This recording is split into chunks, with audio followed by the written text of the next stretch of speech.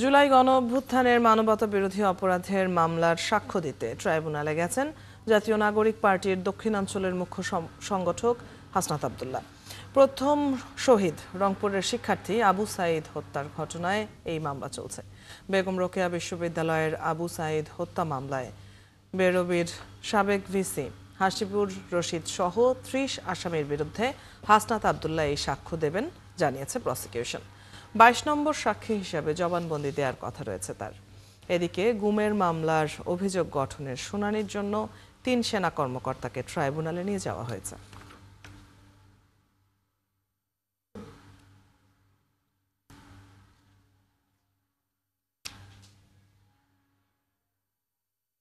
ট্রাইব্যুনালে আছেন সহকর্মী মাইনুল মারুফ, তার সাথে যুক্ত হচ্ছি আরো তথ্য জানতে।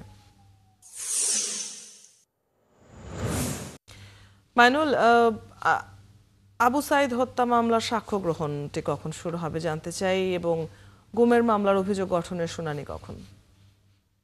কিছুক্ষণের মধ্যে কিন্তু আবু সাঈদ হত্যা মামলা যে সাক্ষ্য গ্রহণ তা কিন্তু শুরু হবে, এবং গুমের মামলাও কিন্তু আর কিছুক্ষণ পরই যেই অভিযোগ গঠনের বিষয়ে যে পরবর্তী শুনানি তা কিন্তু শুরু হবে। এবং আজ কিন্তু যে আবু সাঈদ হত্যা মামলার যেই সাক্ষী তা কিন্তু একজন জুলাই আন্দোলনের সম্মুখ সারির যে একজন ছিলেন হাসনাত আব্দুল্লাহ, তিনি আজ এসেছেন কিছুক্ষণ আগে, এবং তার সাক্ষ্য গ্রহণে আজ কিন্তু উঠে আসতে পারে যে জুলাই আন্দোলনের যে সকল নির্মমতা, যে সকল ঘটনা ঘটেছে, ঘটনা প্রবাহ কীভাবে এই জুলাই অভ্যুত্থানের সূত্রপাত কোন ঘটনা থেকে আসলো, এই সব কিছু কিন্তু আজকে তুলে ধরবেন তিনি।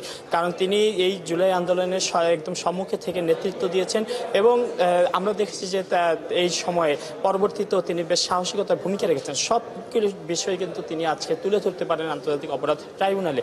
এবং আবু সাঈদ হত্যা মামলা কিন্তু এখন পর্যন্ত বেশ কয়েকজন সাক্ষ্য দিয়েছেন, এবং এই মামলায় কিন্তু প্রায় শেষ পর্যায়ে রয়েছে। আর কয়েকজনের হয়তো সাক্ষ্য গ্রহণ হবে প্রসিকিউশনের পক্ষ থেকে।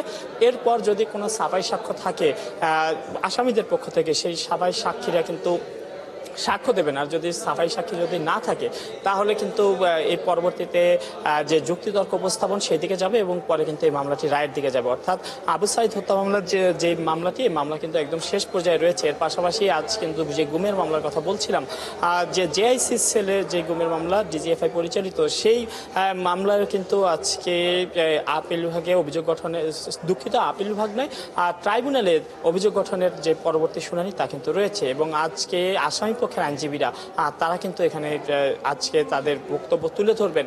এর আগে আমরা দেখেছি যে আসামিরা নির্দোষ বলে কিন্তু আসামি পক্ষ থেকে জানানো হয়েছে। তারা বিভিন্ন তথ্য এবং ডকুমেন্টস তারা ট্রাইব্যুনালে জমা দিয়েছেন। আজকে সে সকল বিষয়ে শুনানি হবে, সবগুলো বিষয় কিন্তু উঠে আসবে।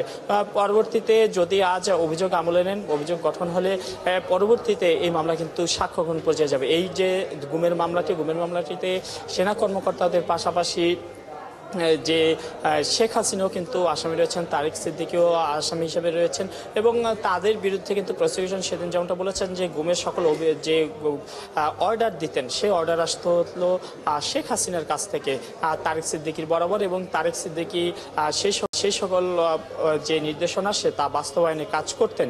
এবং এর ক্ষেত্রে তারেক সিদ্দিকী নিজেও কখনো কখনো নিজেই নির্দেশ দিতেন, এবং এই নির্দেশ অনুযায়ী কিন্তু পরবর্তীতে তা বাস্তবায়ন করতেন। এবং এই সকল বিষয় আমরা জেনে নিচ্ছিলাম আন্তর্জাতিক অপরাধ ট্রাইব্যুনালের আজকের গুরুত্বপূর্ণ খবরগুলো। ধন্যবাদ যুক্ত হবার জন্য। দর্শক, সহকর্মী মাইনুল মারুফের সাথে কথা হচ্ছিল এতক্ষণ।